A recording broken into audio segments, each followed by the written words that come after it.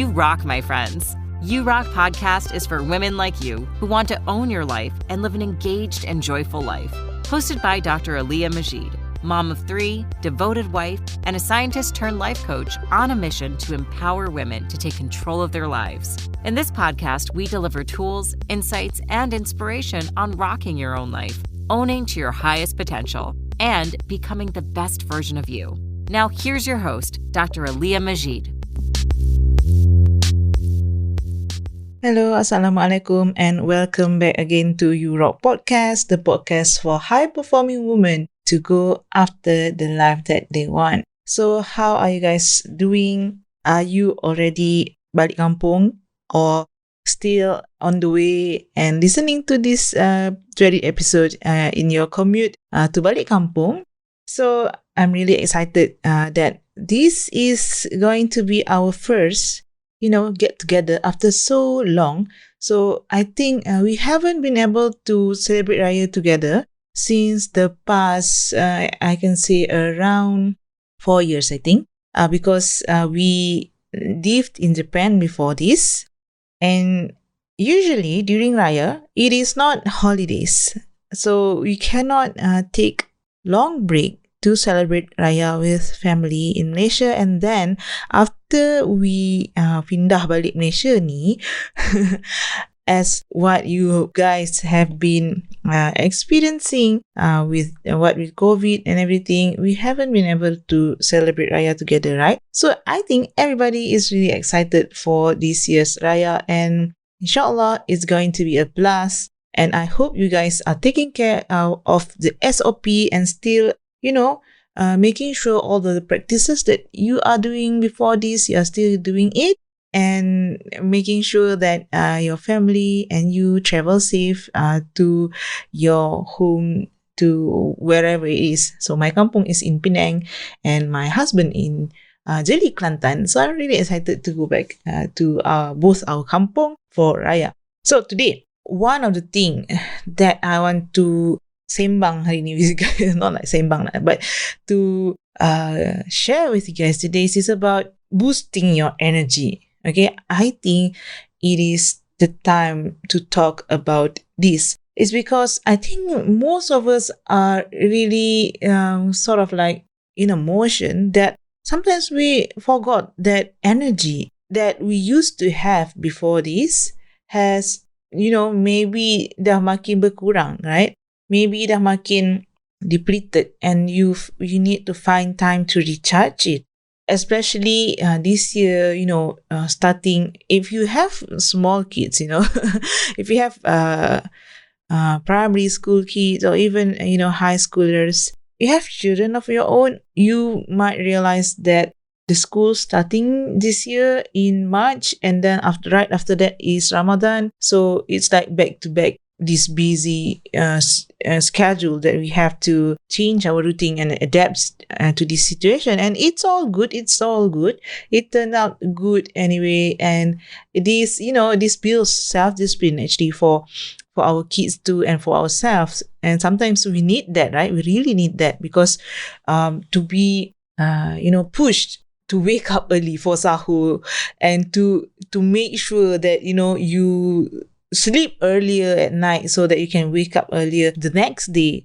So these are the things that push you and creates that self-discipline for yourself. And I hope this continues way after Ramadan. And because there's so many health benefit to it, there's so many things that to slow down your day, right? So for example, if you are working 9 to 5 and then you are really busy during the day, maybe sleeping in earlier would be the best thing to do for yourself and making that habit a priority for you this year. So whatever that may be, self-care, what kind of self-care that you need to implement in your daily life that you do every day. Okay, so sometimes people think about self-care and they feel like, okay, self-care is like an appointment to do facial, an appointment to do, like going to spa and things like that. Yes, that's right too. But the most important self-care happens when you do it daily. Okay, what are the minimal self-care that you can start to incorporate in your daily life right now. So to be honest with me, I kind of feel like I have been neglecting my own, workout time. Not actually a workout because, Ramadan, I don't want to really push myself because I'm really, I feel I am quite tired during the day because of the fasting and then preparing for my kids at night for their school and things like that. So I feel like, no, that exercising is just too much for me. That's just the reality. So for current situation, I feel like, that 30-minute walk is still too much for me to push myself and achieve that target. So I always mention to you guys to have more compassion, yeah? Be really compassion, have a little, what we call it. Even in Malaysia, I kind of, my mind isn't working too much today. Maybe because I'm thinking about I need to pack my bag today to balik kampung. So really sorry if I'm all over the place today. But what I'm telling you guys is that if you have not been meeting the target that you have set for yourself every day, maybe lower the target. Okay? The reason why I'm asking you to do this is for you to build that momentum. Okay? If you are seeing yourself not achieving it every single day, then you will lose your self-respect. You'll lose confidence in yourself. You will lose confidence in believing that you can do things. Okay, so instead of working in that kind of like, scarcity kind of state of mind, think about how can you fill up that fulfillment that you feel when you achieve the target that you have set for yourself. So lowering down the target every day. So this applies even for your own self-care. So what I mean by this is that if you feel like working out 30 minutes 3 times a week is just too much, like what I mentioned for me, especially during this hectic season right now and puasa and of course Shawwal, you're visiting people and traveling. For me it is a hectic situation. So what I started to realize this week, just this week, that I just need to stretch my body for 10 minutes. That's it. That's the thing that I want to do starting this week. So I did it and I have kind of did it every single day this week. Yeah. But I think it's just like about 3 days. So to be honest with you guys, but that's all. So instead of thinking like I have to meet my target of walking 8,000 steps a day, I just know I don't have that feeling to do that. But if you have that, if you are doing that and crushing it, way to go, girl. You just do that. You just do that and continuously doing that. But for me, I lowered down my expectation. I lowered down my goal. So that I know that this minimum requirement that I put for myself is what I'm going to be committed in. So that's all. So that small action really helps boost my energy. It's just as quickly as that. And you see, every time I mention that you don't compare your worst day to other people's best day, their achievement, whatever that they portray on Instagram. Even maybe some people might have this, thinking like you want to compare with me or you want to, do things that I am doing. Instead of looking in that way, think about what are the things that you want to do. What are the target that you want to achieve? What kind of things that you can be committed with, and be consistent in that. So our topic today on boosting your energy is, of course, relates to how we presenting ourselves to be more productive in our life. If you have extra energy, if you have, energy boost every day, you can perform much better. So another tips that I really want to share with you guys is that to use, morning or evening routine to boost your energy for your daily most important things. So if you want to work, use your most important things and use your morning hours to really focus on these 3 important things, then create routine that would support the progression of you to get into this your mental space to perform better so that you can complete these 3 most important things that you want to do every day. So for me, I have always been a morning person, I think. So I kind of make sure that my morning is protected and filled with things that I want to do, right? For things that move the needle in my business, move the needle in my, whatever thing that I'm doing. So I create this routine for my morning. And although it kind of like sort of similar, but things changes often. What I mean is that sometimes, during school holidays or in transition, whatever thing it is, in your life, sometimes you found that you are all over the place and you cannot do the routine that you love anymore. But this is where the challenge is. This is where you are going to grow during this challenging moment, because when you expect that your routine will go and fix like that, the thing is, nothing is really fixed, So think about how you can incorporate these new things that may be starting to, becoming a more constant occurrence in your life. So I just give you an example, so that you understand what I mean. Okay. So when it is not Ramadan, I like to wake up early and, tadabbur Quran and then pray subuh and, really progressing slowly and then 6 o'clock like that, only I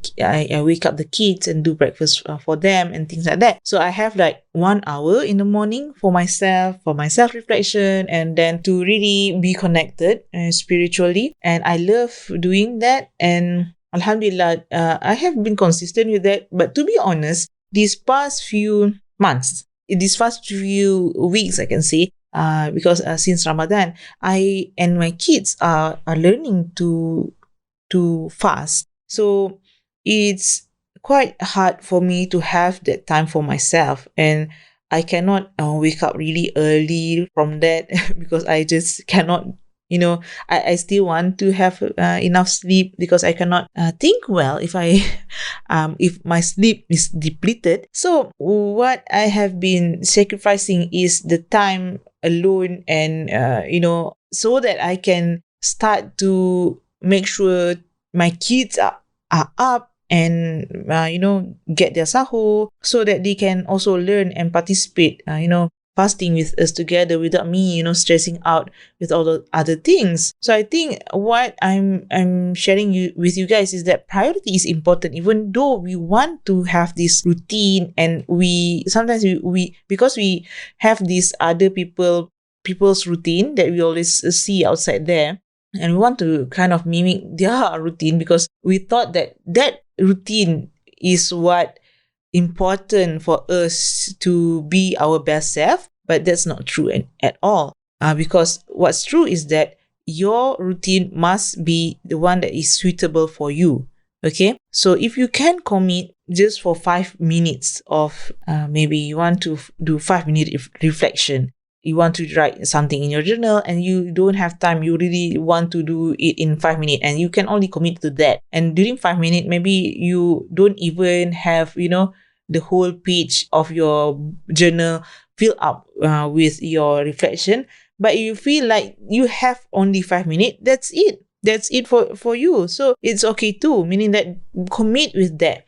Start with however simplest form of the things that you want to do. Okay, so if you are new here, remember to subscribe my episode, or if you think that this podcast would help other people too, please share and spread the love so that this podcast grow and reach more people, and the stronger we move forward together as a community of high achieving women and performers who wants to do more in life, who wants to make a bigger impact in life. I am always here to support you guys, and if you wanting to talk with me, I have a booking a link below this show notes. So that's a 45 minutes one-on-one coaching session. So it's not just talking and sembang-sembang macam tu. So coaching session, I want you guys to experience what coaching session is all about, because the first time I was coached, it changed my life. Okay, so I want other people to experience this too, because a conversation, the right question will unlock the right possibilities and making you taking actions without forcing you to do something. So coaching session is not like, oh, you have to do this, you have to do that, and things like that. That is more like supervision or mentoring. Okay, so I'm not that kind of people. I'm not a person who will tell you what to do. Yeah, I'm suggesting tips in this podcast for you to maybe you want to implement in your life. But in our coaching session, what we'll do is during the conversation, things that I feel like you are having struggles in, we will unlock it and find solution to it. Or if you are even not struggling, you feel like everything is okay with yourself, but you want to improve in some way or another, and you just don't know where is it that you can put more effort in your life. This is the right time to do coaching with me and to find out what's a possible way to move forward and to grow, to expand whatever thing that you are having right now, and to make a bigger impact in the world.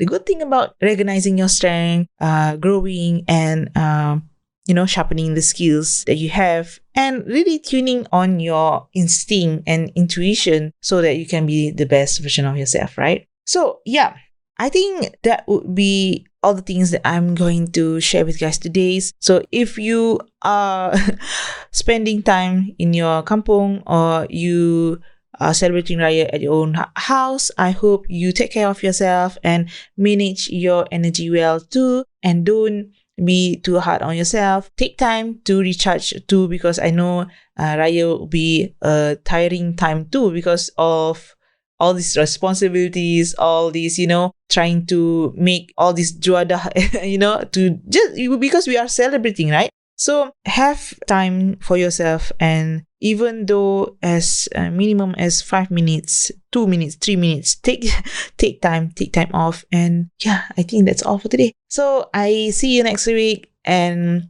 remember guys to set your intention and love what you do and your day with gratitude. I see you next week. Assalamualaikum.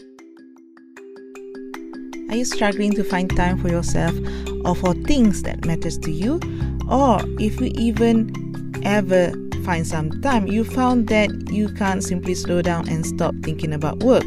If you are one of those women, you'll benefit from the Success Accelerator program, my 12 weeks one-on-one success and productivity coaching program that helps you to do less and get more work done so that you can spend more time doing things you love. Book a free call with me at draliamajid.com/coaching, or you can do a self-assessment using my free life audit workbook at draliamajid.com/life audit, or you can even join my Facebook group from the link below. Again, thanks so much for tuning in. Bye bye. Assalamualaikum.